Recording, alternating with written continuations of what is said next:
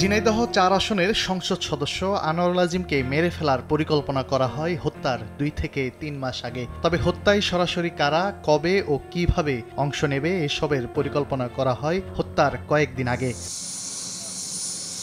ঢাকা মহানগর গোয়েন্দা পুলিশের অতিরিক্ত কমিশনার হারুনুর রশিদ জানান, ফয়সাল ও মুস্তাফিজের দুটি পাসপোর্টই চলতি বছরের ৮ এপ্রিল ঢাকার বিভাগীয় পাসপোর্ট কার্যালয় থেকে ইস্যু করা হয়। পাসপোর্টে ফয়সালের স্থায়ী ঠিকানা হিসাবে খুলনার ফুলতলা থানার অলকা গ্রাম এবং মুস্তাফিজের স্থায়ী ঠিকানা খুলনার ফুলতলার যুগনিপাশা গ্রাম উল্লেখ করা হয়। এই কাজটি যারাই করেছে তার মধ্যে অন্যতম হচ্ছে দুজন, ফয়সাল শাহজি এবং মুস্তাফিজুর রহমান।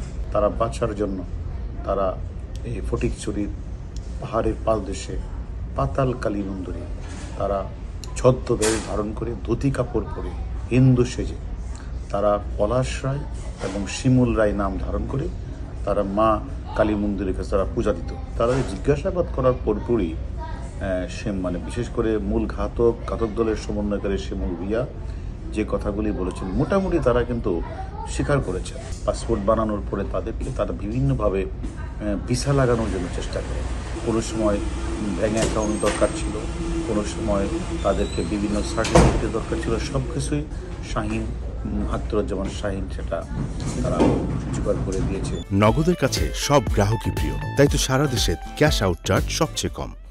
গোয়েন্দা কর্মকর্তারা বলেন, এমপি আনারকে কলকাতায় হত্যার পরিকল্পনা সাজিয়ে মুস্তাফিজ ও ফয়সালের পাসপোর্ট করানো হয়। ভারতীয় ভিসা সংগ্রহ করে ১১ মে কলকাতায় ঢোকেন তারা। হত্যাকাণ্ড শেষে ১৭ মে মুস্তাফিজ ও ১৮ মে ফয়সাল দেশে ফিরে আসে, আর তাদের পাসপোর্ট মূল হোতা আখতারুজ্জামান শাহীন নিজের কাছে রেখে দেয়। মুস্তাফিজ এবং ফয়সাল শাহজি গ্রেপ্তার করার পরে আমরা তাদের জিজ্ঞাসাবাদ করি, তোমাদের পাসপোর্ট কোথায়? তখন তারা আমাদেরকে বলে যে তারা পাসপোর্ট কোথায় রেখেছে তারা জানে না, তবে তারা এটা বলেছে যে সম্ভবত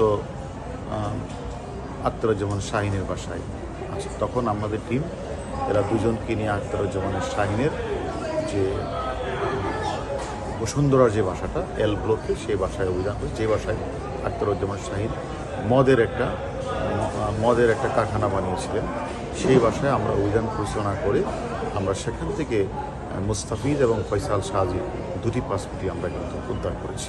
আনার হত্যার ঘটনায় রিমান্ডে থাকা ফয়সাল ও মুস্তাফিজ অনেক গুরুত্বপূর্ণ তথ্য দিচ্ছে বলে জানান ঢাকা মহানগর ডিবি প্রধান। তানভীর হাসান মেঘ, সময় সংবাদ, ঢাকা।